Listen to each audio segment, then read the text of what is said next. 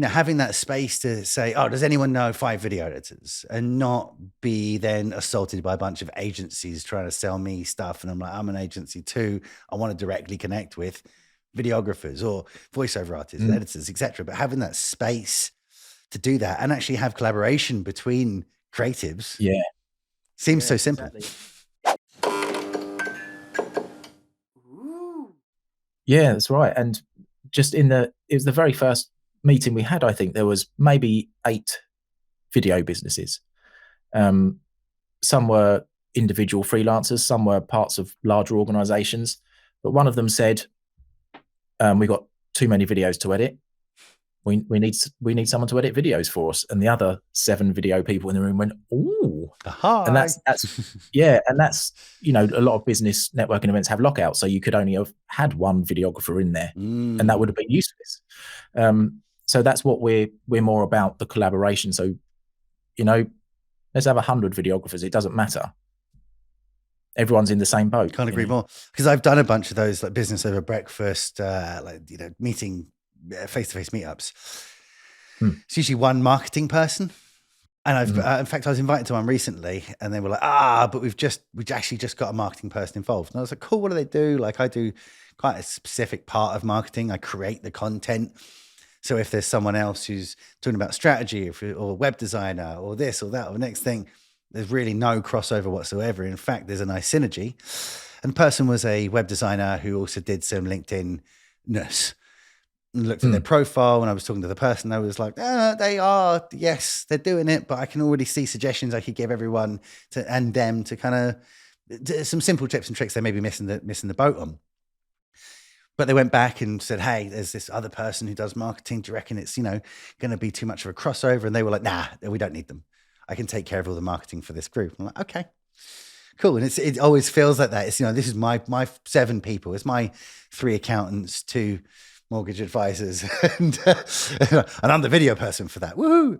But actually, they built websites in the same way that I don't go out and pitch websites to people, because we have. Because we don't though, because we create video, we create podcasts, we create design. Like, I don't want that business. And often I will see, especially in those kind of small business groups, it ends up one person who can do it all to a degree.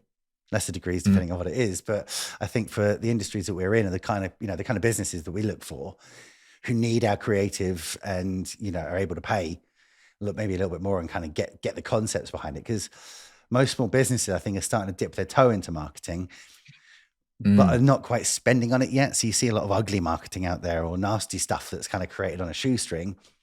But that's them making a real investment in marketing. And there's nothing to be, said against that. And it's great because they're releasing stuff. But I find it hard to find the right people in any of those groups for us, because we're, international business, and maybe, Sally's Cakes down the road we're not going to be able to help necessarily for, the price point or be the right fit, essentially. I love it. So how long has the Creative Collective been running? It's every fortnight. And we've had 3 so far. The next one is next Wednesday, 1 p.m. Everyone gets 3 free visits if you want to come along. I do. Yeah. And it's really, really fun. And we're in it for the long haul. So we'll always be not always, because I don't want to do it forever. No. But long haul. Yeah. Just leave it at that. See, 3 years that I've been doing this show. I didn't know I was going to do it forever as well. But it's really, really cool. And I love the fact that the goal isn't necessarily, this is a tender site. You know what I mean? It's not somewhere where we're just going to throw jobs up and such, but a creative collective, exactly what it says on the tin, like being able to get people together and have those conversations, moan about difficult clients, accept work from each other, like, those 2 different sides, and actually have that community. Because I really don't think there's enough. That's the idea. So I was just going to pick up on the word community there. That's what we wanted to try and build, was a place that people can come and rely on each other, get support if they needed it, and just ask advice if they need it as well. And if business happens out of it, great, because cool. Money is awesome. I hear it. I've heard. I haven't seen it. Still waiting to find out, to clarify that. Yeah, I hear there's notes. No, don't worry. Later, there's notes apparently. You got to collect a load of the Pokemon and then you get notes. So, but it's so rare to have a group, because obviously a group takes effort, takes, investment from yourself of time. But to have that kind of pure goal of like, let's build community, was that something that came out of lockdown and, not being able to kind of do a little taste of networking events and now wanting to network more? I think so. Yeah, it was the word community and networking are kind of linked, but like community makes it feel, I'm going to sound terrible now, more wholesome. But we really wanted it to be somewhere that was welcoming and people don't think, oh God, I've got to do a 60-second pitch. And just sit here and just watch everybody else's 60-second pitches and then log off again. And so the community side of it, and because we've all got creative juices running through, well, that sounded horrible. I liked it. No, I liked it. Okay. Creative juices running through our veins. I didn't like that though, Martin. Good God. You know how to use your voice. Oh no, I've lost it there. Because the whole community has creative juices. Yeah, so everyone is more or less on the same page that comes. So the hope is that community will just happen automatically. We don't have to force it. We don't have to sit in a room with, businesses so far removed from us in terms of personality as well, because you have to get on with the people that you work with. We're kind of hopeful that it will grow into a nice, loving family. As all communities hope when they start out. But I genuinely think it's like every time I talk to anyone who's a podcaster, I kind of know that I'm going to get someone who's going to be nicely outgoing, good at conversation. They're all full of beans. Like every podcaster I've ever met is just like, hey, how you doing? Good to see you. I've got this happening. I've got other ideas, right? It just seems to, it drags people in. There's not a lot of introverts podcasting. There are some, and they're good shows because those are minds you want to tap into. But I know just having a conversation when someone comes, I was thinking about a podcast, Jay. I know we're in a good place to, at very least, have a killer meeting, right? Because we're just on the same level.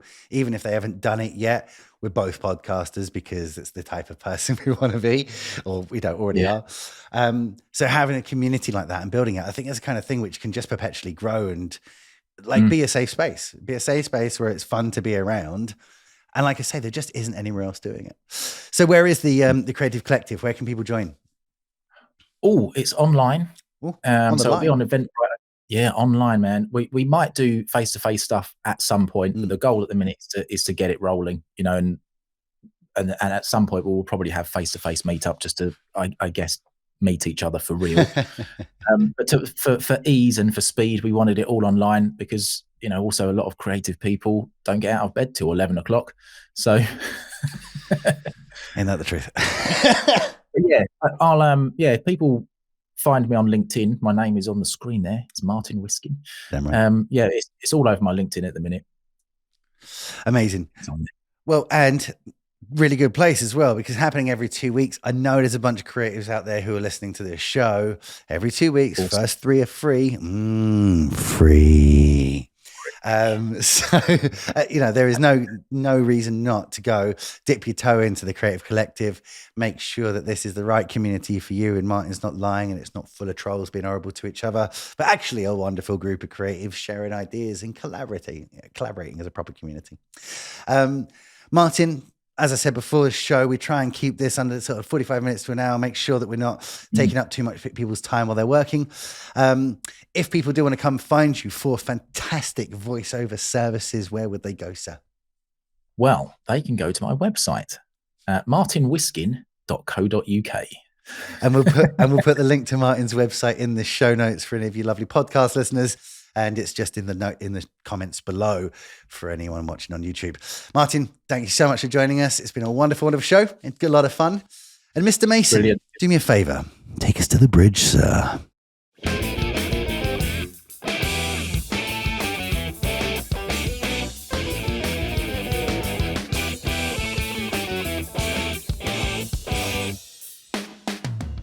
And there it is, kids, the wonderful Mr. Martin Whiskin. What a guest, what a man, what a myth, what a legend.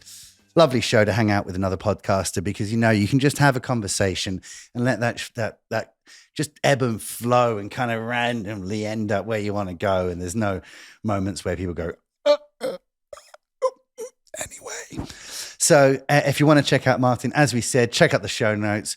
Work with him. He's obviously got the best voice in all of this show's history. And yes, I'm counting everyone we've had, including this guy right here, because we all know not the best voice for a podcast. Also, check us out on GL Pro UK across everywhere. And my good self, Jay Ludgrove. Again, if you can't find me, I don't like that platform. If you're watching on YouTube, do me a favor, hit like and subscribe. You've made it this far. You might as well see where the next show is.